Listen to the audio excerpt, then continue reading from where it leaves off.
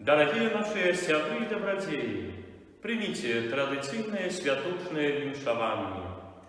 Niech nowonarodzony Pan Jezus obdarza Was dobrym zdrowiem, siłami i łaskami.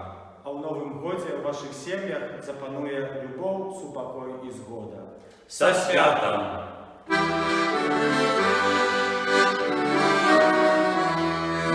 Dobry wieczór.